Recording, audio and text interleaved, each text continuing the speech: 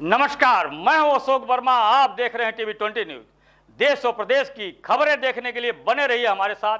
अब शुरुआत करते हैं खबरों का। तो खबर बलिया से है, जहां बलिया में बीजेपी की महिला विधायक केतकी सिंह ने दिया बड़ा बयान। बता दें तो खबर बलिया के बांसडीह विधायक केतकी सिंह ने हाथरस कांड पर बोला बाबाओं पर हमला। कहा कि हाथरस में सत्संग के दौरान हुए हादसे को लेकर बलिया में बीजेपी की महिला केतकी सिंह ने धर्म को धंधा और व्यवसाय बनाने वाले बाबा के खिलाफ कठोर कार्रवाई की जाने की मांग की है। वहीं अखिलेश यादव के बयान पर कहा कि वहाँ तो बाबा है, किस पर एफआईआर वाले बयान पर गुस्साई विधायक ने अखिलेश यादव को किया सचेत। कहा उनके नेताओं पर बाबा का चला है बुलडोजर, कहीं उन पर भी न चल जाए बुलडोजर। क्या कुछ कहा है केतकी सिंह बीजेपी की बलिया के बांसडीह विधानसभा से विधायक ने, आप सुनिए।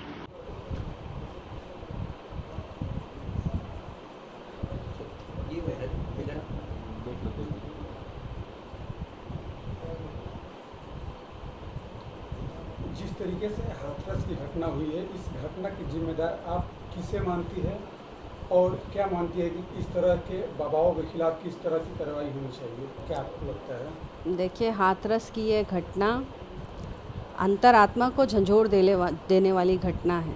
हमारा देश जिस तरह धर्म को मानता है, मजहबों को मानता है, वो हमारा जनमानस अपने हृदय से अपने धर्म का पालन करने की इच्छा करता है। और मुझे बहुत ही यह बात देखकर खिन्नता होती है कि कुछ लोग हमारे सर्वजनों के भोले मन को अपने काबू में लेके, उनको धोखाधड़ी में लेके और धर्म के नाम पर ऐसा घिनौना खेल खेलते हैं जिससे वह धर्म को भी बदनाम करते हैं और ख़ुद तो खैर उनका कोई नाम ही नहीं रहता।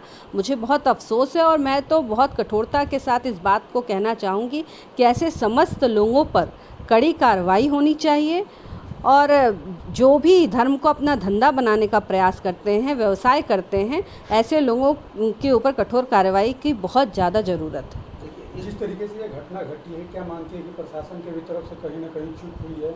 अगर चूक हुई है तो किस तरह की कार्रवाई होनी चाहिए? देखिए, अगर प्रशासन की तरफ से चूक हुई होगी तो निश्चित तौर पे स्वयं मुख्यमंत्री योगी आदित्यनाथ जी इस पूरी घटनाक्रम को बहुत नज़दीकी से देख रहे हैं। वह स्वयं गए भी थे करने को और उन्होंने तमाम तरह के निर्देश इस पे दे रखे हैं।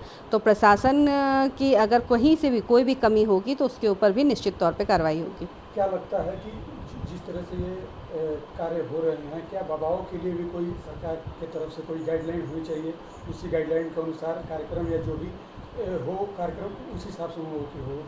देखिए, ये बाबा लोग तो कुछ फर्जी बाबा आ गए हैं, अन्यथा इस देश में ऐसे ऐसे बाबा के नाम पे ऐसे ऐसे गुरु रहे, महंत रहे, जिनकी आज भी वंदन होती है, आज भी पूजा होती है। आप देखिए, समाधि में लीन हो जाते हैं। ऐसे ऐसे हमारे यहाँ पे महापुरुष रहे। पर ये जो कुछ ये कोट पैजामा पैंट पहन के और टाई लगा के ये जो इस तरह का ढोंग रचाने आते हैं, इन पर तो कार्रवाई निश्चित तौर पर होनी चाहिए, क्योंकि यह सिर्फ आम जनमानस को ठगते ही नहीं हैं बल्कि धर्म को भी बदनाम करते हैं। शिव जी ने रावण का त्याग सिर्फ इसलिए कर दिया क्योंकि रावण ने ऋषि का रूप धरकर और सीता का अपहरण किया। ये बड़ा उनके लिए अपराध था। तो यही जो ऋषि का रूप धारण करके और आम जनमानस में जाते हैं और ये विश्वास दिलाते हैं कि मैं तुम्हारा भला कर रहा हूँ, मैं धर्म का साथ दे रहा हूँ। और ये तो धर्म वाला भी बाबा नहीं था, ये तो कोई मैंने सुना है कि माना होता। और ये वाले बाबा हैं जो कहते हैं कि भगवान को नहीं मानो और ऐसा वैसा, ये वो वाले बाबा की जनरेशन थी ये जो जिनकी वजह से हाथरस की घटना हुई है। तो ये बहुत ही दुखद है। तो क्या लगता है कि जिस तरीके से ये घटना घटी है, क्या बाबा पर भी कार्रवाई होनी चाहिए? निश्चित तौर पर सर्वप्रथम तो जिसने आयोजन किया है, जो आयोजन करता है, जिसने जिसको यह पता होना चाहिए कि उसके कार्यक्रम में कितनी भीड़ आ सकती है, वह भीड़ कितनी पुलिस प्रशासन की मांग कर सकता है, किस तरह की मांग कर सकता है, उस जगह पे वो कार्यक्रम हो भी सकता है कि नहीं हो सकता, उनको यह बात पहले पता होनी चाहिए थी। और अगर उनके पॉइंट से अगर इस बात की लापरवाही हुई तो निश्चित तौर पर पहला वही है। अखिलेश यादव जी कह रहे हैं कि इस हादसे का जिम्मेदार सरकार है, क्या सरकार कहेगी आप इस पर? देखिए, अखिलेश यादव जी को तो मुझे लगता है कि हर एक चीज़ का जिम्मेदार उनको सरकार लगती है। और बहुत दुख की बात है कि कितनी भी बड़ी घटना मानव जात के साथ हो जाए, अखिलेश यादव राजनीति से बाज नहीं आते। उनकी, मुझे लगता है कि उनकी रग रग में सिर्फ और सिर्फ राजनीति बसी है। किस तरह, किस भाव से लोग किस इमोशन में गुजर रहे हैं, इससे उनका कोई लेना देना नहीं रहता। जब अखिलेश यादव से सवाल पूछा गया कि बाबा पर FIR होनी चाहिए या नहीं, तो अखिलेश यादव ने कहा कि किस बाबा पर FIR करवाऊं, वहाँ तो 2 बाबा है, यानी उनका निशाना सीधा योगी आदित्यनाथ पर था कि जिम्मेदार सरकार है और उन पर भी कार्रवाई होनी चाहिए। क्या आप कहेंगे? उनका तो वो दिल की इच्छा दिल में ही रह जाएगी, क्या कहें, हसरतें सनम कभी पूरी ना हो पाएंगी।